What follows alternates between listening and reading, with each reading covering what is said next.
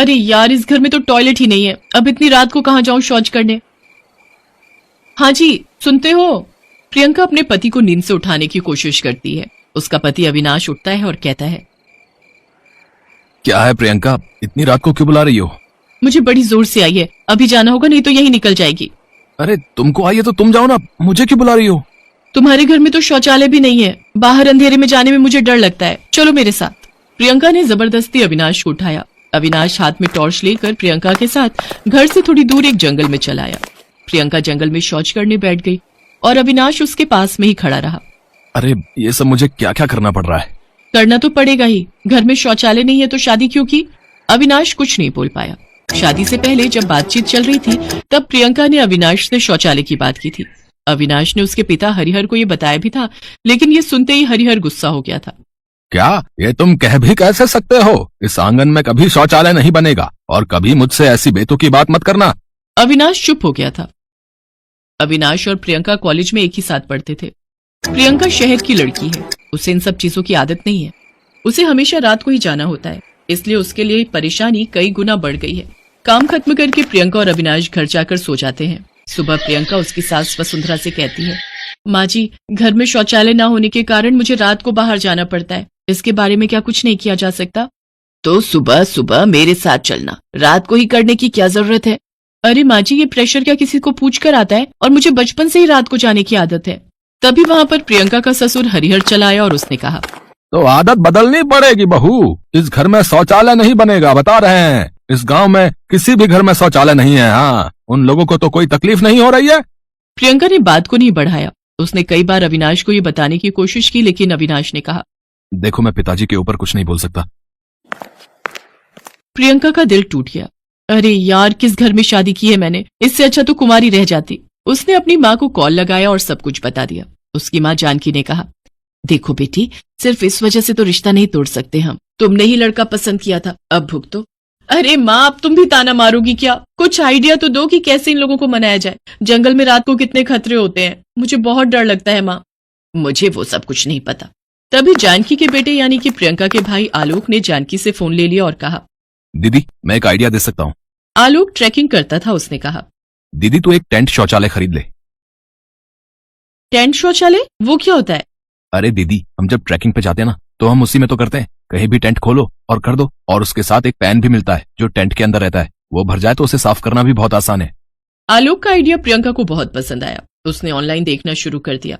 ये तो बढ़िया चीज लग रही है, इसे ही खरीद लेती हूँ। प्रियंका ने टेंट ऑर्डर कर दिया। अगले दिन ही एक डिलीवरी वाला आकर टेंट दे गया, लेकिन हरिहर ने वो देख लिया। बहू क्या है ये? टेंट एक बड़े से पैकेट के अंदर था। प्रियंका ने कहा, कुछ नहीं बाबूजी, ये कुछ लड़कियों वाला सामान है। ये बोलकर प्रियंका अपने कमरे में चली गई। रात को जब सभी सो गए तब प्रियंका बिस्तर से उठी। अविनाश भी सो रहा था। प्रियंका ने चुपके से बिस्तर के नीचे से टेंट को निकाला। अब छत पर जाकर टेंट लगा देती हूँ और फिर शौच करके देखती हूँ। प्रियंका टेंट और पैन लेकर छत पर चली गई और पैन रखकर उसके ऊपर टेंट लगा दिया और फिर टेंट के अंदर घुसकर अच्छे से शौच किया और फिर काम खत्म होने के बाद टेंट को समेट लिया। आहा, आज तो मजा आ गया। बिना किसी डर के शौच करने का मजा ही कुछ और है। प्रियंका ने बिस्तर के नीचे टेंट और पैन को रख दिया और सो गई। ऐसे ही कुछ दिन बीते। प्रियंका हर रात छत पर जाती और टेंट खोलकर पैन में शौच करती और टेंट समेट कर नीचे चली आती। एक दिन अविनाश ने उससे कहा, क्या बात है प्रियंका, बहुत दिन हो गए तुम रात को शौच करने नहीं गई, मुझे बुलाया नहीं, क्या बात है? कुछ नहीं जी, मुझे रात को नहीं आती आजकल। वाह, यही आदत तो डालनी थी। आज मैं बहुत खुश हूँ तुमसे। प्रियंका अपने मन में ही मुस्कुराने लगी, लेकिन उसी दिन रात को सब कुछ बिगड़ गया। प्रियंका टेंट लेकर छत पर गई और टेंट उसके हाथ से वो छत पर गिर गया। टेंट के गिरने से थोड़ी आवाज हुई। अरे बाप रे, हाथ से फिसल गया ये टेंट। क्या करूं, वापस चली जाऊं क्या? नहीं, अभी तो सभी घोड़े बेचकर सो रहे हैं, थोड़ी सी आवाज सुनकर कौन छत पर आएगा? लेकिन उस आवाज से हरिहर की नींद टूट गई। अरे छत पर यह कैसी आवाज है? चोर वोर का चक्कर तो नहीं है? हरिहर सीढ़ियों से छत पर गया और देखा कि प्रियंका टेंट के अंदर घुस रही है। बहू, तुम यहाँ क्या कर रही हो? इतनी रात को ये टेंट क्यों लगा रही हो छत पर? प्रियंका डर गई, वो कुछ बोल नहीं पाई। हरिहर ने टेंट के अंदर शौच करने वाला पैन देख लिया और वो बहुत गुस्सा हो गया।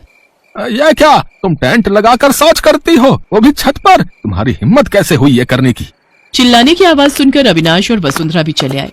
नहीं बाबूजी, आप जैसा सोच रहे हैं वैसा कुछ नहीं है। असल में मुझे बाहर जाने में डर लगता है और ये तो घर की औरतों की इज्जत का भी सवाल है ना। तुम कहना क्या चाहती हो? इस गांव की किसी भी औरत की इज्जत नहीं है। सुनो बहू, तुमने मेरी बात न मानकर बहुत बड़ी गलती कर दी है। अब इस घर में तुम्हारे लिए कोई जगह नहीं है। सुबह होते ही तुम अपने मायके चली जाना। प्रियंका रोने लगी, लेकिन कोई फायदा नहीं हुआ। वो अपने कमरे में जाकर कपड़े बैग में भरने लगी। हरिहर भी अपने कमरे में चला गया, लेकिन तभी उसका पेट दर्द करने लगा। पेट में दर्द हो रहा है, लगता है मुझे शौच करने जाना होगा। हरिहर एक टॉर्च लेकर घर से निकल गया और जाकर टॉर्च बांधकर जंगल में ही बैठ गया।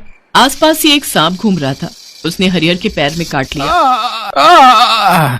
बचाओ! अरे सांप ने काटा है मुझे। हरिहर चिल्लाने लगा। आवाज सुनकर वसुंधरा, प्रियंका और अविनाश वहां पहुंचे और हरिहर को अस्पताल ले गए। अस्पताल में हरिहर का इलाज किया गया और बहुत कोशिशों के बाद वो बच गया। रात को जंगल में क्या कर रहे थे आप, जो सांप ने काट लिया? शौच करने गया था डॉक्टर साहब। बाहर शौच करने जाते हैं आप लोग? ये तो बहुत ही गंदा काम करते हैं। बाहर शौच करना अच्छी बात नहीं है, उससे और भी बीमारियां होती हैं। यही तो समझाने की कोशिश कर रही थी मैं बाबूजी। तुम सही थी बहू। अब मुझे समझ में आ गया है कि घर में शौचालय की कितनी आवश्यकता है। कल से ही हमारे घर में शौचालय बनेगा। अगले ही दिन से घर में शौचालय बनना शुरू हो गया और कुछ ही दिनों में शौचालय बनकर तैयार हो गया। सभी बहुत खुश हुए। प्रियंका की खुशी का तो ठिकाना ही नहीं रहा। उन लोगों की देखा देखी गांव के सभी घरों में शौचालय बन गए और सभी शांति से शौच करने लगे।